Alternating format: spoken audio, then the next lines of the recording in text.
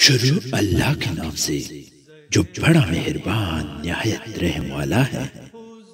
حضرت ابو ہریرہ رضی اللہ تعالیٰ عنہ روایت کرتے ہیں کہ رسول اللہ صلی اللہ علیہ وآلہ وسلم نے ارشاد فرمایا، ایک دوسرے سے حسد نہ کرو۔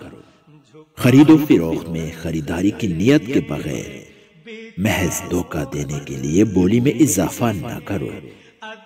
ایک دوسرے سے بغض نہ رکھو۔ ایک دوسرے سے بے رخی اختیار نہ کرو، اور تم میں سے کوئی دوسرے کے سودے پر سودا نہ کرے۔ اللہ کے بندے بن کر بھائی بھائی ہو جاؤ۔ مسلمان کا بھائی ہے، نہ اس پر زیادتی کرتا ہے، اور اگر کوئی دوسرا اس پر زیادتی کرے تو اس کو بے یار و مددگار نہیں چھوڑتا، اور نہ اس کو حقیر سمجھتا ہے۔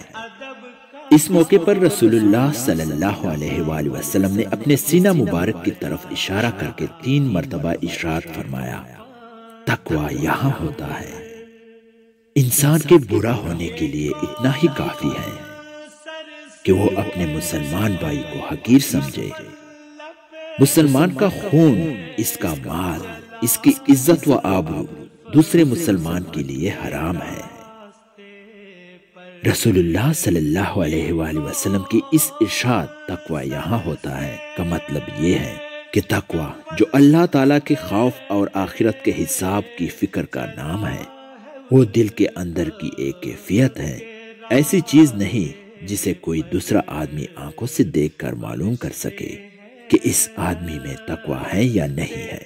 اس لیے کسی مسلمان کو حق نہیں کہ وہ دوسرے مسلمان کو حقیر سمجھے۔ کیا خبر جس کو ظاہری معلومات سے حقیر سمجھا جا رہا ہے، اس کے دل میں تقویٰ ہو اور وہ اللہ کے نزدیک بڑی عزت والا ہو۔